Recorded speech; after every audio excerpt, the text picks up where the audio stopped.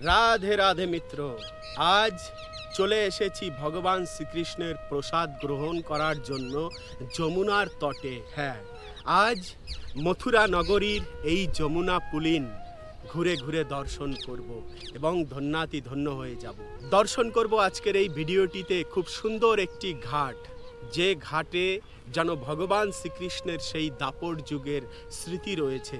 আর সেই স্মৃতি যেন ভগবান শ্রীকৃষ্ণকে মনে করিয়ে দেয় সেই দাপর যুগের কথা, মনে করিয়ে দেয় ভগবান শ্রীকৃষ্ণের কালিয়া দমনের কথা, মনে করিয়ে দেয় গোপীরা মাথায় করে যখন কলসি নিয়ে আসতেন এই যমুনার তটে জল নেবার জন্য, সেই দিনের কথা।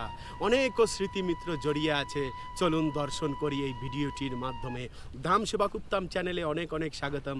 একদিন পর পর ঠিক সন্ধ্যে 6টার সময় একটি করে ভিডিও নিয়ে আমি হাজির হই। তো চলুন আজকের এই ভিডিওটি শুরু করা যাক। সকালবেলা যখন ভগবান শ্রীকৃষ্ণ গোচরণে আসতেন সখাদের সহিত, তখন কিন্তু অনেক ব্যঞ্জন এবং আহার নিয়ে আসতেন, সখারাও আহার করাতেন। তারপর যখন জল পিপাসা পেত, তখন কি আমাদের মতো সামারসেবিল লাগানো ছিল না, তো কল বসানো ছিল শুধু একটাই অবলম্বন সে সময় জল পান করার, সেটা হলো এই যমুনার স্বচ্ছ জল। ভগবান শ্রীকৃষ্ণ কিন্তু অবশ্যই মুখ লাগিয়ে ডুব দিয়ে জল পান করেছেন। কালিয়া দমনের সময় কি ভগবান শ্রীকৃষ্ণ এক ফোঁটাও যমুনার জল গ্রহণ করেছেন মিত্র। সে কারণেই তো প্রসাদ রূপে এই যমুনার জল আমরা বর্তমানে গ্রহণ করতে পারি। এই সুযোগ আর বেশি সময় পাওয়া যাবে না, বেশি কাল কিন্তু থাকবে না। তাই সময় থাকতে থাকতে ব্রজধামে এসে যমুনার জল পান করুন আর ধন্যাতি ধন্য হয়ে যান মিত্র।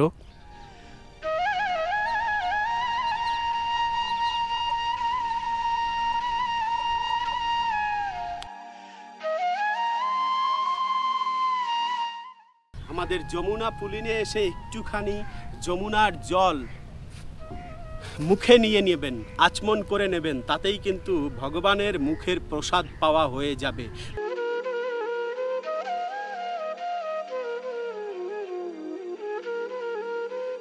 আমাদের বৃন্দাবনে যে কত স্মৃতি কত স্থানে লুকিয়ে আছে তার এক নিদর্শন এখন দর্শন করাবো মিত্র। দেখুন, যমুনাজি বয়ে চলেছেন এই সুন্দর নির্মল ধারা দিয়ে, আর মাঝখানে দেখুন চর পড়ে আছে।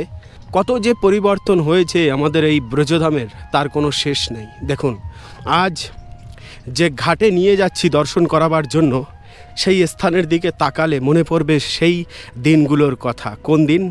লাইন দিয়ে সব সখীরা এরকম মার্গ দিয়ে আসতেন কলসি মাথায় করে নিয়ে যমুনার ঘাটে জল নেবে বলে। মিত্র, সেই যমুনার ঘাট এখানে সেইভাবে দাঁড়িয়ে রয়েছে, কিন্তু সেই দেবী সেই গোপিকারা আজ কোথায়? দেখুন কিভাবে ভগ্নাংশে পরিণত হয়েছে আমাদের এই যমুনার ঘাট। দেখুন তো, সেই স্মৃতি সব সেভাবেই ভেঙে চুরমার হয়ে যাচ্ছে ধীরে ধীরে। দেখুন, সুন্দর রয়েছে ঘাটটি এখনো যমুনার তটে, কিন্তু নেই সেই ভগবান শ্রীকৃষ্ণের লীলার স্মরণ করা সেই গোপিকারা, নেই সেই ব্রজবাসীরা, নেই সেই নন্দবাবা, নেই মাতা যশোদা, নেই আমাদের প্রভু ভগবান শ্রীকৃষ্ণ। শুনতে খারাপ লাগলেও কথাটা বাস্তব। আসলে তারা আছে, কিন্তু আমরা যে তার নাম নেই না, নাম এবং নামই কখনো আলাদা নয়। তো আমরা নাম যেহেতু নেই না, তো আমাদের কাছে ভগবান শ্রীকৃষ্ণ নেই কথাটাই প্রযোজ্য। আর যারা সবসময় সাধু মহাত্মারা ভগবানের নাম স্মরণ করেন, ভগবানের গুণকীর্তন করে, তারা সর্বদা এই ঘাটে দেখতে পান সেসব সখীদেরকে এবং শ্রীমতী রাধারানীকে, ভগবান শ্রীকৃষ্ণকে, গোপিকাদেরকে। নিত্য লীলায় তারা প্রবিষ্ট হন, কিন্তু আমরা দর্শন করতে পারি না। কত স্মৃতি মিত্র মনে পড়ে এই ঘাট দর্শন করলে।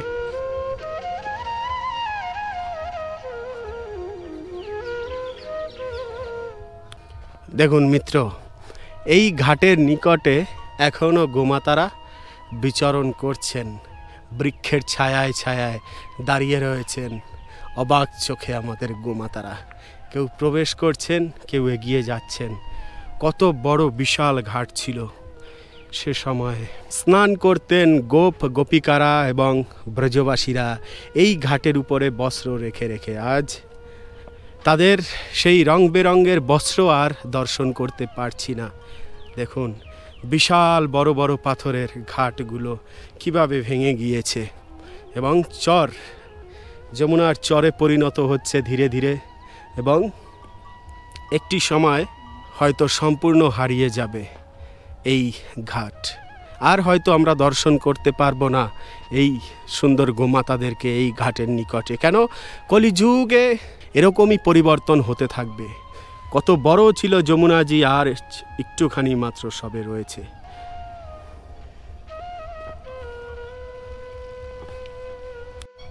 দেখুন মিত্র, এপাশের ঘাটটি যত সুন্দর ঠিক সেম এপাশের ঘাটটিও কিন্তু একই রকম থাকার কথা, কিন্তু নেই।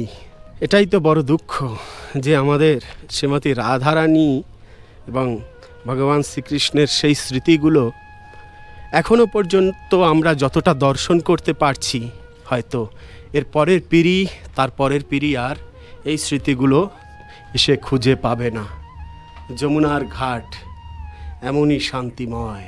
হ্যাঁ, এখানে বসে থাকতেন হয়তো তারা সব সখীরা, স্নানের সাথে সাথে আনন্দ উল্লাস করতেন আর মথুরা নগরীকে উপভোগ করতেন। মথুরার ঘাটও এত সুন্দর এখনো পর্যন্ত রয়েছে, এও আমাদের অনেক বড় ভাগ্য।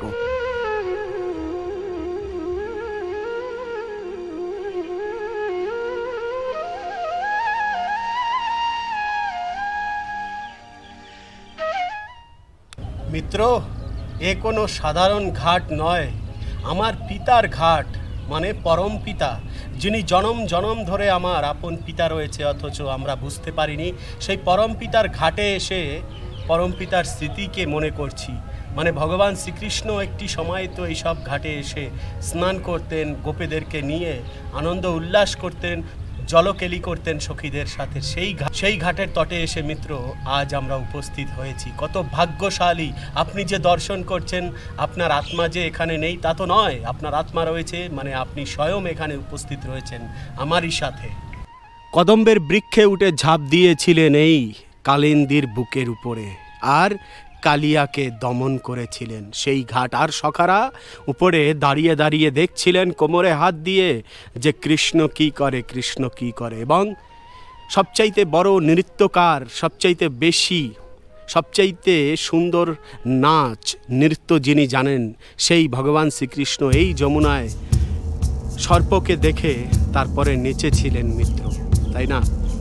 আজ উনি উপর থেকে লক্ষ্য করছেন যে কোনো না কোনো দাসেরা এসে তার সেই স্মৃতিকে মনে করছেন।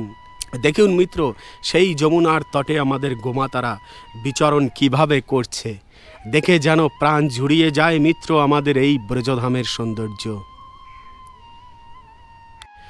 দুই শক্তি মিত্র একই স্থানে যেন কৃপার বৃষ্টি করে দিচ্ছে। কিভাবে?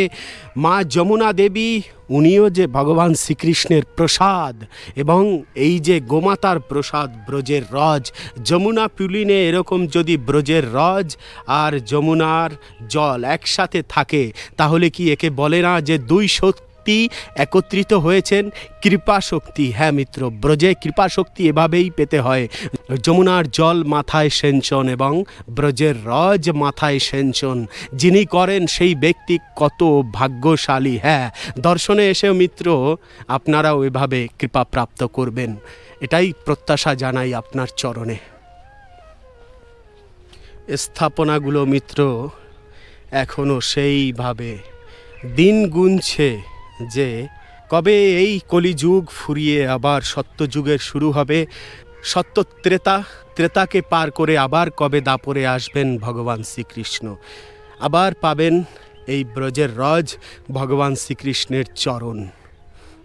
ওরে যমুনা পুলিনে যে এখনও আমাদের গোমাতারা বিচরণ করছে, তাদেরকে জল পান করাবার জন্য ভগবান শ্রীকৃষ্ণ যে সাথেই আছেন, কিন্তু আমাদের এই দুনয়ন দিয়ে যমুনা পুলিনে গোমাতাদেরকে তো দেখতে পাচ্ছি। এক কথায় তাহলে কি বোঝা যায় মিত্র, যে ভগবান এই কলিযুগে হয়তো আমাদেরকে দর্শন দিচ্ছেন না, কিন্তু ভগবানের সেই পার্ষদ গোমাতারা যমুনা পুলিনে এখনো পর্যন্ত দর্শন দিচ্ছেন এই কলিযুগে দাঁড়িয়েও। এ আর কম আশীর্বাদ কিসে? তাই ভগবান শ্রীকৃষ্ণের থেকেও বেশি দয়ালু এবং কৃপালু হলেন আমাদের গোমাতারা। কেন? এখনও বৃন্দাবনে যারা দর্শনের জন্য আসেন, গোমাতাদেরকে পুলিনে পুলিনে বিচরণ করতে অবশ্যই তারা দেখেন, কিন্তু ভগবান শ্রীকৃষ্ণ এই কৃপাটুকু করে না যে যমুনা পুলিনে এসে দাঁড়ালে পরে কোনো ভক্তকে দর্শন দেবেন অত সহজে, তাই না? তাই সবচাইতে আগে গোমাতার সেবা আমাদের করা উচিত। আরেকটি কথা, নববিধা ভক্তির কথা জানি, কিন্তু দশবিধা ভক্তি কিন্তু গো সেবা, তাই না? এমন সুন্দর পুলিনে গোমাতা দাঁড়িয়ে ধীরে ধীরে গুটি গুটি পায়ে যদি আপনার দিকে আসে, আহ আহ আহ, তাহলে জীবন আমাদের সার্থক। কেন? একমাত্র গোমাতাই এই ব্রজের রজের মালিক, এনারাই কিন্তু ব্রজের রজ দিয়েছেন ভগবান শ্রীকৃষ্ণকে। তাই ব্রজধামে এসে যদি পারেন গোমাতার সেবা করে যাবেন, এই প্রার্থনা জানাই।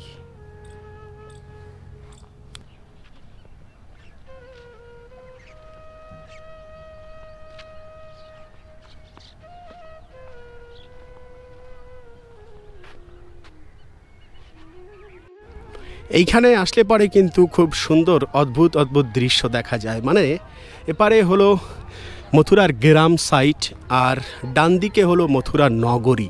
মানে বাজার ঘাট করতে বা যে কোনো কেনাকাটা, ডাক্তার, চিকিৎসা আদিন যত কর্ম বা সরকারি কাজকর্ম যত অফিসিয়াল থাকে, তখন কিন্তু ব্রজবাসীরা এরকম নৌকা পেরিয়ে পড়িয়ে ওই মথুরা নগরীতে যান। মনে করুন সেই দিনের কথা যখন ব্রজবাসীরা ভুরি ভুরি ট্যাক্স দেওয়ার জন্য কংসের ওই প্রাসাদে যেতেন। হ্যাঁ, তো আজ এপারে যত বনভূমি দেখা যাচ্ছে মিত্র, এগুলো কিন্তু সব যমুনার চর। তেমনি এই যে ব্রজবাসীরা, ওনারাও কিন্তু এই মথুরা নগরীতে গিয়েছিলেন নৌকায় করে ওপারে, আবার চলে আসলেন এপারে, যার যার বাড়িতে ফিরবেন। আর আমরাও চলুন এনাদের সাথে যাই এনাদের বাড়িতে, নাকি? গেলে পাবো না খাওয়া দাওয়া? অবশ্যই পাবো। কেন? অনেকবার কিন্তু মাধুকরী করে রুটি আপনাদেরকে ভোজন করিয়েছি, মানে আমি ভোজন করেছি, কিন্তু দেখে তো আনন্দিত হয়েছেন, যেন মনে হয় আপনিই ভোজন করেছেন, তাই না?